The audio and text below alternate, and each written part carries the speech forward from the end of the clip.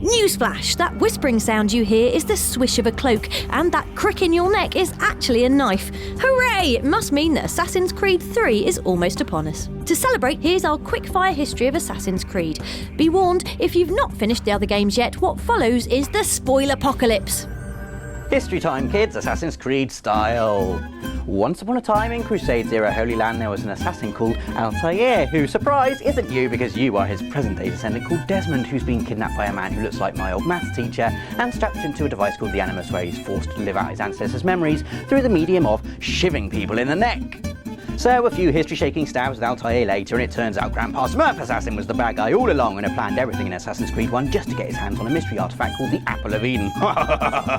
He's old and rubbish though, so Altair swiftly defeats him, the endgame reward being us as Desmond in a room with enigmatic murals scribbled all over the walls before, boom, Assassin's Creed 2 starts and everyone looks a bit shinier than before, especially Lucy, who's been given eyeliner, martial arts skills and a script entitled You're Definitely the Love Interest This Time. So Lucy busts Desmond out of Abstergo, that's the modern-day Templars to your eye, or the baddies to everyone who skipped all the cutscenes and just did lots of stabbing, and buckles him into the Animus 2.0, where he becomes a womanizing teen called Ezio Auditore in 15th century Italy.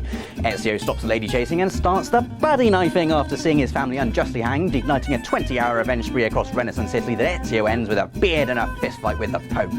After boffing His Holiness right to the pearly gates, Ezio meets a lovely hologram lady called Minerva, who uses our Italian stallion to speak to Desmond across 500 years of time and space, and deliver an irritatingly cryptic warning about the world ending or some such, at which point Assassin's Creed Brotherhood promptly starts, with the action moving to Rome and Ezio getting an assassin gang, a set of spanking new threads and a fresh nemesis called Cesare.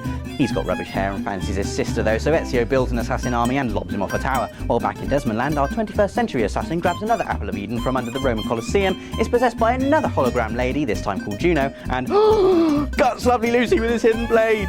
Still, no one really cares, and Assassin's Creed Revelations gets rolling with Desmond trapped in Animus Limbo with fellow Templar kidnappee Subject 16 and a bunch of rubbish backstory revealing block puzzles inexplicably done up in 90s rave blue. Happily, Ezio is having a cracking time in the bustling metropolis of Constantinople thanks to a hook blade, a new girlfriend and sexy grey facial hair, although he still finds time to kick ass, nab Altair's old key and discover the bones of the Assassin's Creed 1 star buried in a secret library under Masyaf Temple, the ancestral home of the Assassin's Order. With another Apple of Eden grabbed and the Templars given a right old dressing down, the action switches back to Desmond, who's fine now thanks to Subject 16 sacrificing the digital imprint of his consciousness, who cares, it's a video game, to jerk him out of his coma where, surprise, he gets another visit from the clever hologram people who finally open up and show him a lovely CG video of the sun roasting the earth.